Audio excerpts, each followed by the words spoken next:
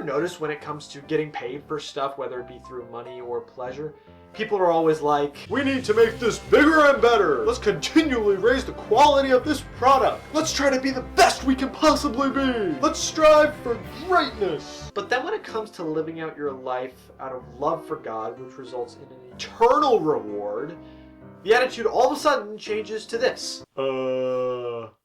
Yeah, let's just do the bare minimum. Of course, the phenomenon he's describing is a mistake, but it's interesting why people make this mistake. Now, I think that the typical explanation goes something like this. Christianity is so hard, people get overwhelmed and give up. Certainly this seems to be the operating assumption of people who try to de-emphasize the moral demands of Christianity in favor of the consolations of Christianity. And I don't mean that's necessarily wrong. Emphasis is always a matter of context, so for people who will never stop noticing how badly they've failed, not pointing it out isn't going to mislead them. The problem is that these things are often generational. People who grew up with one emphasis often raise the next generation with an opposite, or at least different, emphasis. So when you're dealing with a mixed audience like an entire parish or the general public, any sort of emphasis is always going to miscommunicate to some of them.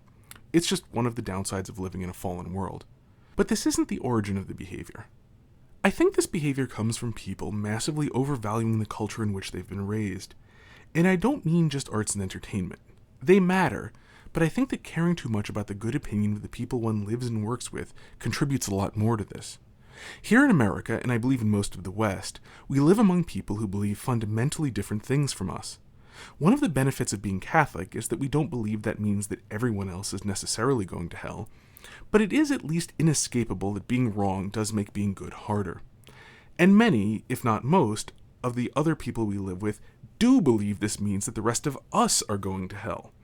A great many Protestants believe that Catholics aren't even Christian, and many of the atheists believe, speaking metaphorically, that we're all in hell, but Christian's the fire that makes hell unbearable. This makes ordinary life something like living during a ceasefire. It's doable, but it's tense. A lot of people aren't good at living under tension. Add to this the fact that we are social animals and that rejection from others of our kind is psychologically painful. Further, add in the fact that far too many people are taught morality as a means of getting along. The things to do are the things that will keep you out of trouble. When you put it all together, you get a great many people who, perhaps not explicitly, view getting along with their fellow creatures as the most important thing there is. Not, mind you, that this is the thing one should be doing every moment of the day, but that this is the thing which must never be compromised.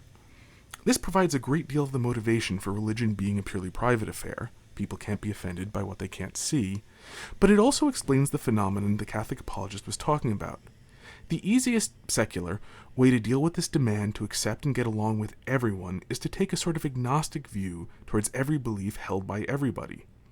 In this state of assumed ignorance, it's impossible to be very good, since being very good must be by some particular measure, but the fact that we're social animals comes into play once again. For social animals never believe that they will all perish. If they stay with the group, surely most of them will survive.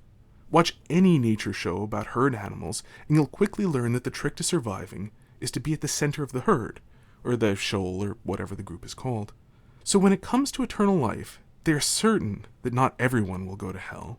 All their instincts say that as humanity is running away from death, the devil will take the hindmost.